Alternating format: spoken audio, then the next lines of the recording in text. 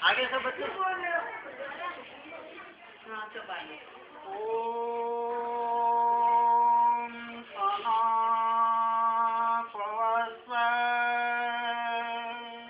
संगवे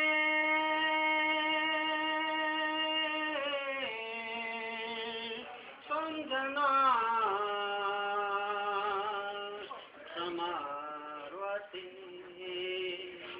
संदा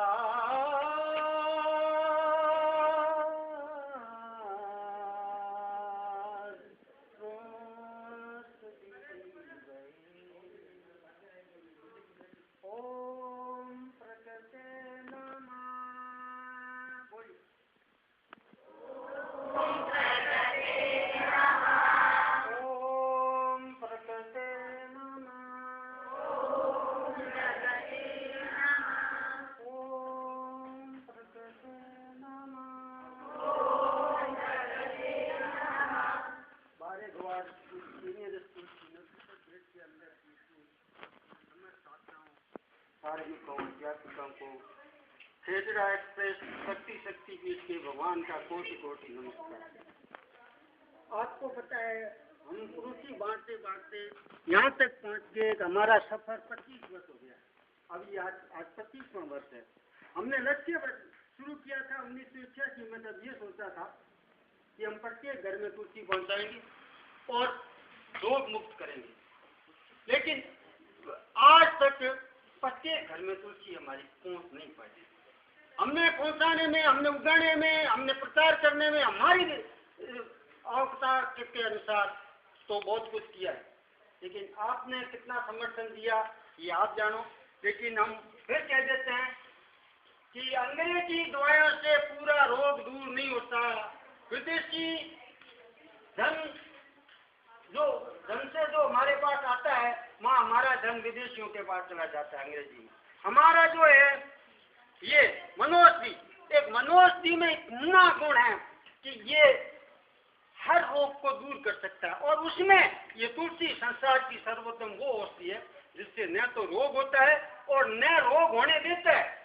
ये इसमें अमेरिका रूस सभी लगा हुए हैं। ये कैंसर को ठीक कर सकता है, जुकाम को ठीक कर सकता है, फोड़ा बंसी को ठीक करता है।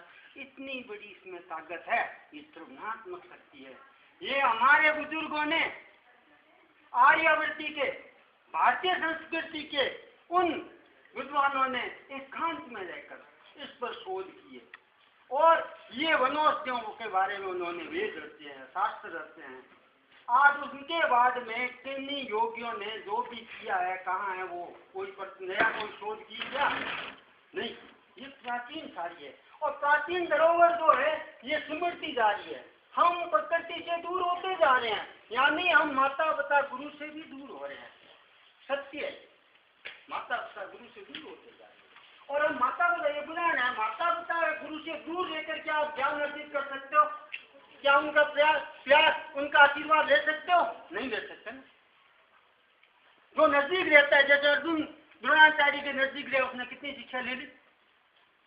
तो जो गुरु बच्चे को अपने पास रखता है और बच्चा भी अपने गुरु के प्रति सम्मान रखता है, माता पिता के प्रति सम्मान रखता है, वो बच्चा बहुत ही विद्वान और विलक्षण बुद्धि वाला होता है।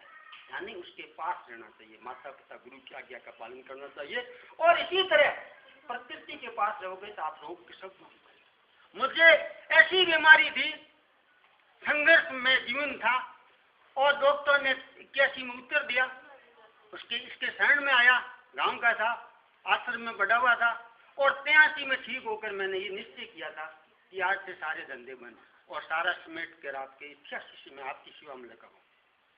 और ये तुलसी के बारे में, वनौषधियों के बारे में हमने 14 वर्ष तक शोध की, माँ आश्रम बनाया। वैसा ही आश्रम जो ऋषि मुनियों का, आज वैसा ही आश्रम है हमारा प्रत्येक शक्ति में। कोई आकर देख लो बोले, माँ असीम शीतल शांति है, तो ब्रह्मांड में कहीं नहीं है, हमारा दावा है। यहाँ से जो कार्य होते हैं ब्रह्मांड में नहीं होते हैं। यहाँ हमने शोध किया, शंकराचार्य भी उनके उत्तर नहीं दे सके। हमने पहला प्रश्न शंकराचार्य को पूछा था कि सनातन धर्म आर्य संस्कृति प्राचीन से प्राचीन होने के बाद भी ये सिमट कर क्यों रह गई, उनका उत्तर नहीं दे सका कोई भी आज शंकराचार्य। हमने 2008 में ये शोध करके लिखा 20 अप्रैल को कि ध्वनि प्रदूषण से दुर्घटनाएं होती है, किसी ने गौर नहीं किया। लेकिन 2011 में अमेरिका के कैलिफोर्निया विश्वविद्यालय के प्रोफेसरों ने ये घोषणा करी कि ध्वनि प्रदूषण से दुर्घटनाएं होती है, तो उनको मान्यता मिली। ये है हमारे भारतवर्ष का दुर्भाग्य। क्यों है भारतवर्ष का दुर्भाग्य?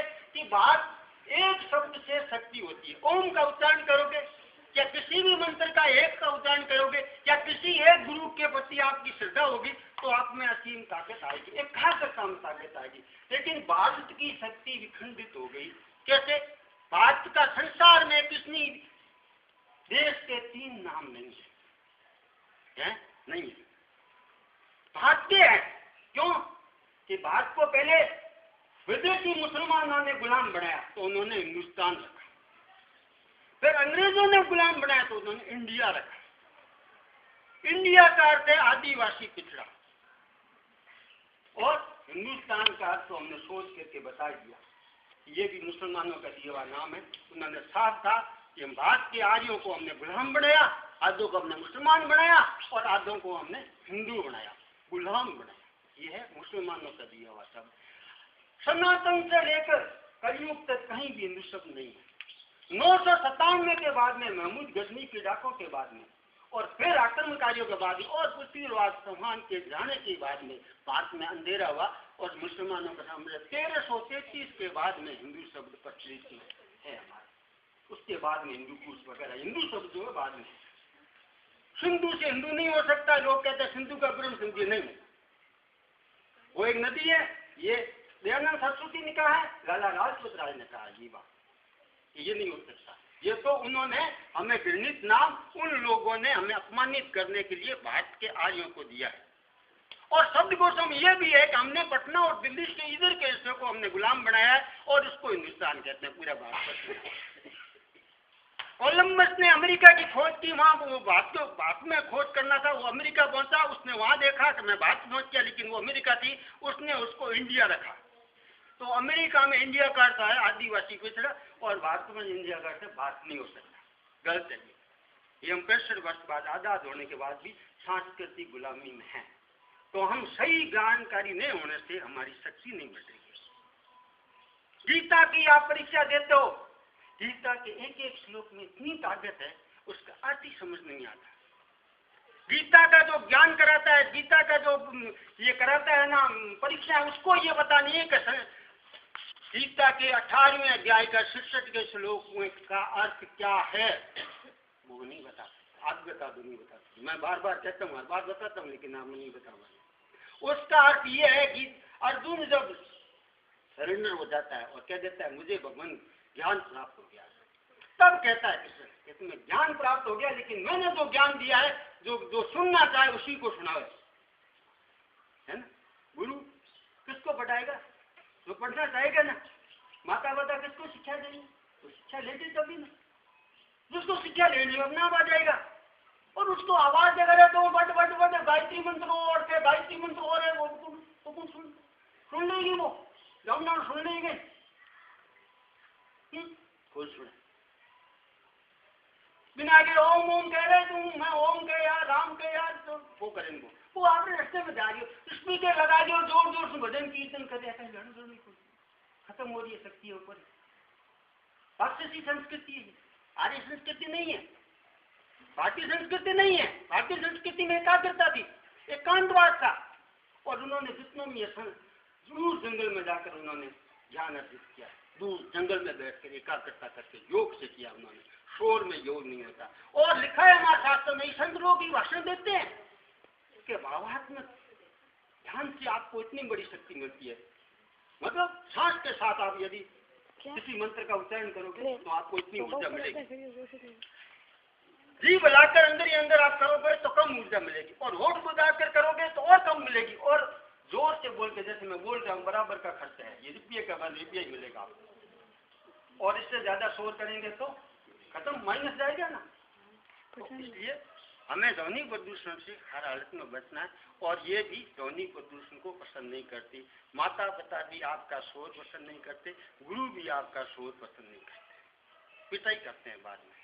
जब हम शोर करेंगे, पॉलीथीन फैलाएंगे, प्रदूषण फैलाएंगे, माँ को तकलीफ देंगे पति की माता, तो क्या करती है माँ पिटाई करती है। बच्चे क्लास में शोर करते हैं, गुरुजी नाता है, दो तीन के मार ही देता है। बाद में वो कहता है एक मैं तो कुछ करियो ही कौन, तो करियो कौन, तो गुणना साथे मोट भी बीसी छे, मोठो साथे गुण भी बीसी छे, वो बात है जी की बात है। बस वो जो कोई नहीं करियो जो कोई बीती जी गयो, और कई देर तो चुप रहे, कई देर तो चुप रहे।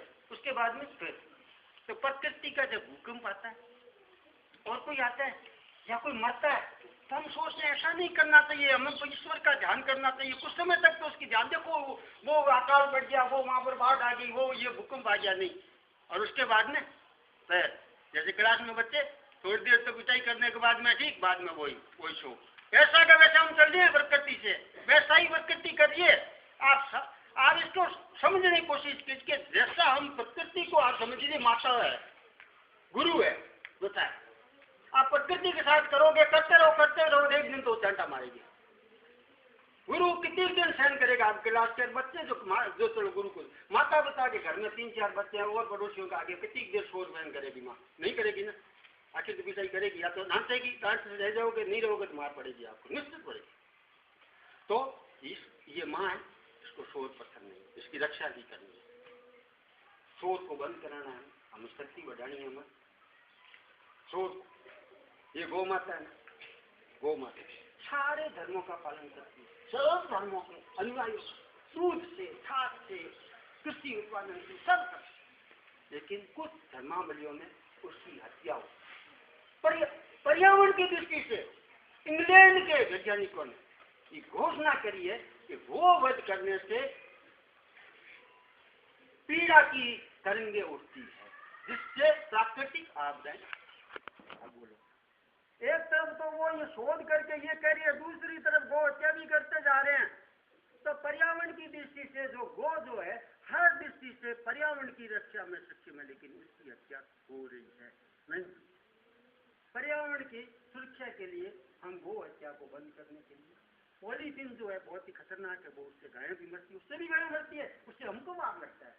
अब प्रत्यक्ष रूप में हम